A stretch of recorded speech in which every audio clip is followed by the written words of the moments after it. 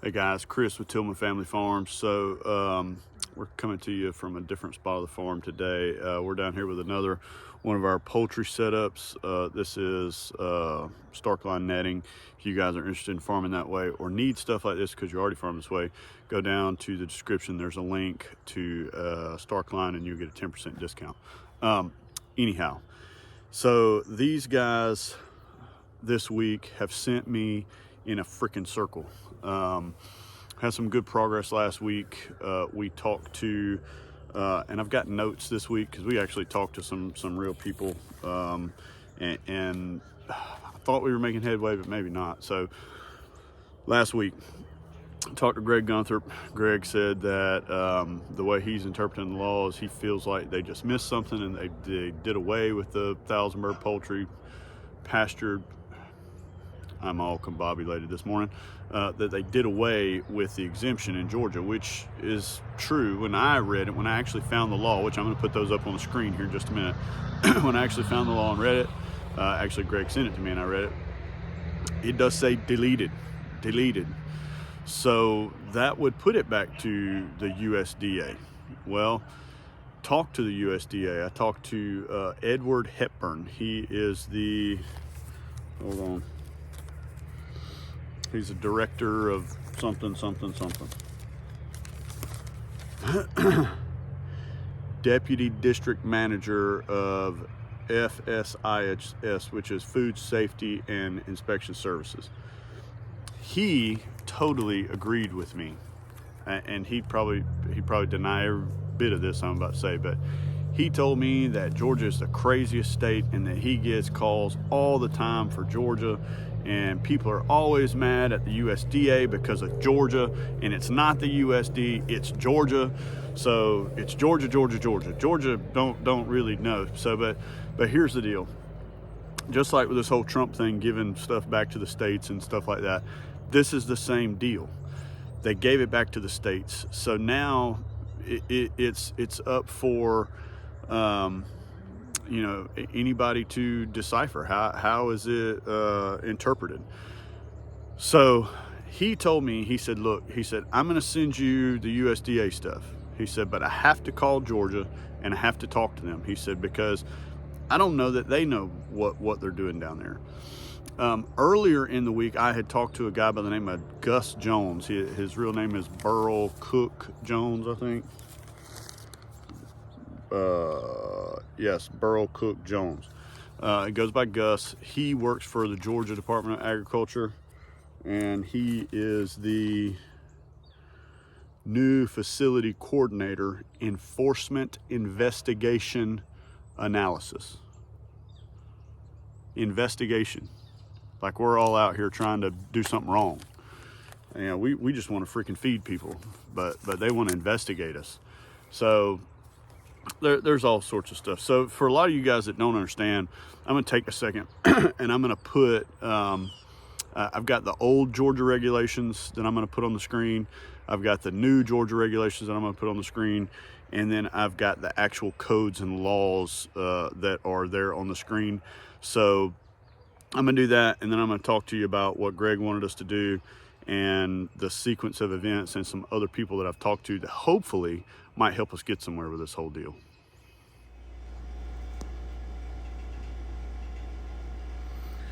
All right, guys, so these are the guidelines. These were the original guidelines that we got approved for back in 2020. A lot of this stuff is really simple things. We were able to get this approved relatively quickly. I am going to put a link in the description down below so that you can go and look at these if you want to look at them. Give me just a minute and I will pull up the new guidelines and we can look at those as well. I'll have those in the description as well. All right, these are the current guidelines. So it says small poultry exemption guidelines, but if you look right here on the screen, you'll see the 20,000 birds. There really is no 0 to 1,000 bird count anymore. They kind of did away with that. They reference some code down here, and then of course the license fee is the same, $100. But once you get down here into the meat of it, things start to change pretty drastically. It just gets worse and worse and worse as you go. I will have a link in the description down below to this as well. Dressing rooms, toilets, urinals.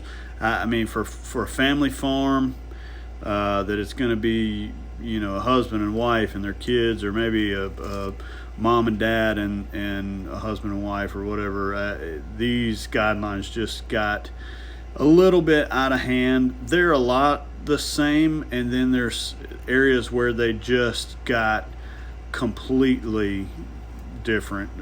So lots of other things added right here, but like I said, there'll be a link in the description down below to these.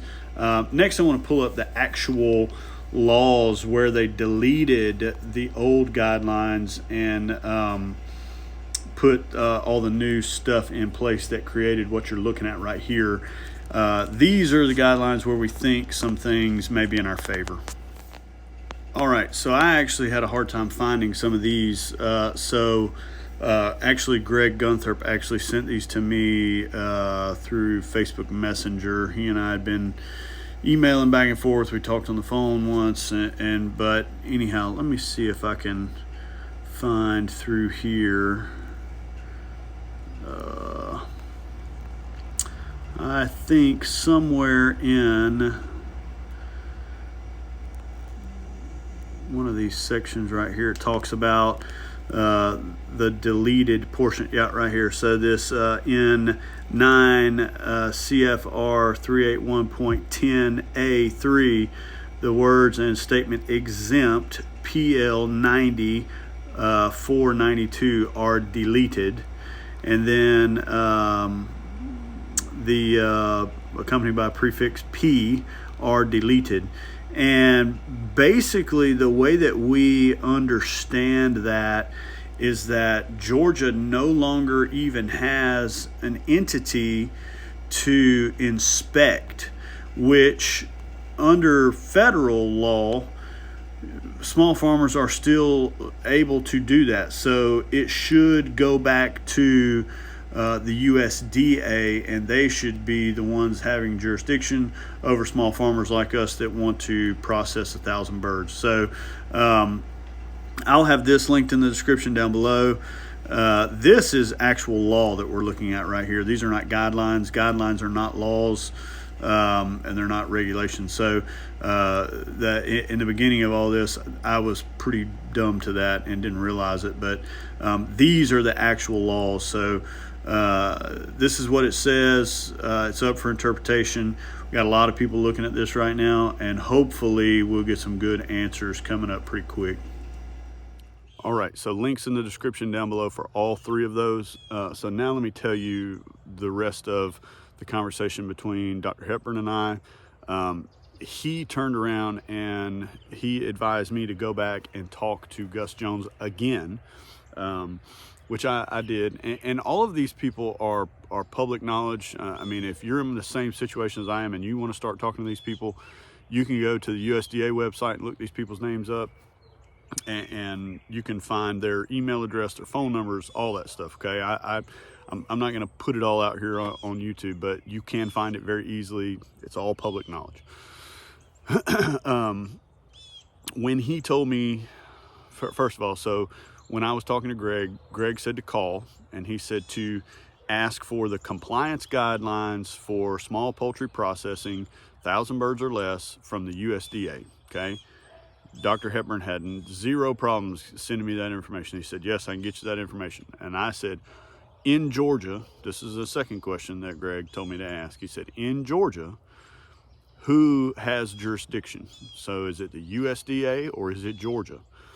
Dr. Hepburn didn't know right off the bat, which tells me that in the past 2 years that nobody has ballsed up and said, hey, we need to fix this. We need to figure this out, because there's a lot of people that want to do this, and right now they just can't, or they are, and they're not on YouTube like a big dummy like I am. So that yeah, that's a whole nother thing. So anyhow, he said he didn't know. Let me call Georgia. He calls me back and says, hey, this is the deal. Does go to Georgia. And he and I went through this long conversation. I actually told him my story, and he said, man, I agree, it's crap. You should be able to do what you want to do. He said, most of this stuff is more about sanitation than it is anything. He said, the whole bathroom thing is a joke. He said, you know, I mean, think about it this way. You work in a Tyson chicken plant, and you're out on the floor somewhere doing your job, and you got to take a leak. So you walk off the floor, you got to sanitize yourself, clean all up, then you got to walk down the hall, and then you got to turn right, walk down another hall to where the bathrooms are. I've already walked the 50 feet to my house and walked in, gone to the bathroom, used the sink, cleaned up, walked back out there, and am washing up in my hand washing sink in my, my prep area. So in most situations, the bathrooms in a processing plant are going to be further away than the bathrooms in my house. I mean, most of this stuff is just a joke. It's a requirement to put some stuff in there, and then you get people that are taking it literal when they come out and look at it. They don't see the whole big picture. So when Mr. Hepburn told me that, the next question that Greg advised us to ask was, if we didn't get the answer that we wanted, if they didn't say USDA has jurisdiction over Georgia, he said to ask how I could appeal that. Mr. Hepburn didn't know. He said, well, he said, I guess you just need to get in touch with your senator. And that's not a process. There's got to be a way to appeal it. And I don't know what that is. So that's the latest roadblock besides the same old big ass roadblock, right?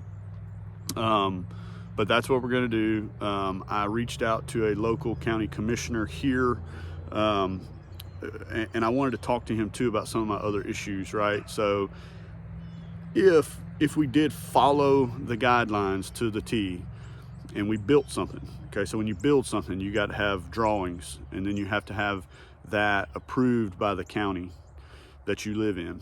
And if you take them drawings with the purpose of a building to slaughter, package, and sell chicken, that's going to put that piece of property in a whole different bracket. It's not going to be agriculture anymore. It's all of a sudden going to be attached to something commercial. So what my question to them was, and I asked this 2 years ago, was, would you guys make me rezone this property to do this portion of what I want to do? I know this commissioner, and he said no. So there's a lot of commissioners and there's a lot of process.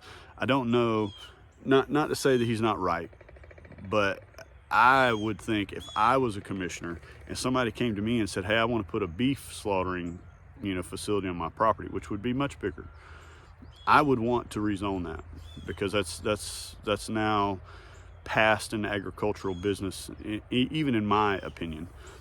So if you get into rezoning, then you got to put the big sign out at the road, and then you got people stopping asking questions. And in the county that I live in, if you put one of them damn signs out in front of the road, everybody wants to throw rocks at you and all kind of stuff, thinking you're putting up apartments or a neighborhood or something. So I don't want to go down that road. I don't want to do that. So what we were doing before was very minimal. It was very sanitary. We had a really nice process. Everybody that was involved was very mindful. It was our name going on the package. We didn't want any kind of foul ups, anything and everything. Even after we went through this whole process and thought that there was any one little thing wrong, it didn't matter how pretty that thing was. It was going in our freezer, and we were going to eat it and deal with it when we opened it up. So there's just all sorts of stuff. So in other words, we've gone around in one big ass circle this week and really some progress, not really any progress. I have been given the phone number of Vance Smith. He's one of our senators here, and a couple of other names in government to call. So that's what we're going to be after next week, is trying to circle the wagons on all that stuff. I don't know. For all you guys that don't really understand what and why, you can go way back in our videos and you can see some of the videos that we did when we first got approved, and all the rigmarole that we went through then, what the setup looks like, how we did it. We even got a processing video. and all that stuff was approved. And now it's not, and it's, everybody says, well, you can't make money doing 1,000 birds anyway. You know, to me now at this point, it is not about making money at all. I could care less. It is all about the freedom of being able to do it and sell something to somebody else. It's not a crime. I mean, I could do this all day long and I could give them away and nobody would bat an eye. But as soon as we exchange a penny, it's a crime. So that's what I'm fighting for.